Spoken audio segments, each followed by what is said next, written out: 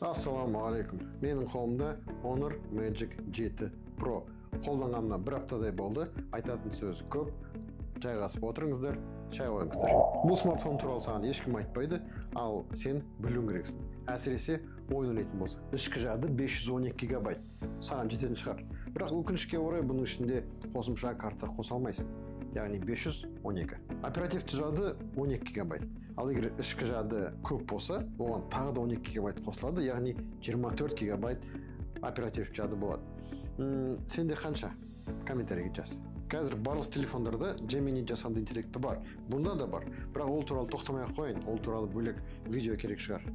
Ал енді ең қызық жеріне келдік. Бұның процессоры Snapdragon 8 Elite. Сендер қазір сенбейсіңдер, бірақ бұл ең мықты процессор. Бұл соншама мықты процессор тек қана Android емес, бұл iPhone-дан да мықты процессор. Яғни Bionic 18 Pro мен салыстырсаң да мықты. Қазір көрсетем. Кез келген ойынды көтереді. Жылдам қосылады, қызбайды, қатпайды. Бұның графикасына келетін болсақ, Adreno 830. Яғни видео қарасаң, ойын ойнасаң, графикасы керемет болады. Аккумулятор сыйымдылығы үлкен, 5800 мАч, бірақ көлемі кішіректеу және салмағы кішіректеу. Ол өйткені кремнийлі көміртекті аккумулятор, 3-ші поколение. Honor флагман болса да, Samsung флагман болса да, екеуді алыс түсірген кезде суреттері бірдей болды. Бірақ Honor'дың суреті жасанды интеллект арқылы күшті шыққан.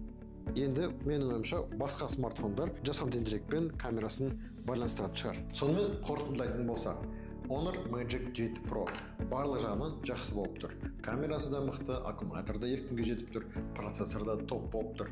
Бірақ сенде қазір таңдау болып тұр. Осы бағада сен iPhone аласың ба, Samsung аласың ба, Honor Magic 7 Pro аласың ба? Комментарийге жаз, көреміз, салыстырамыз.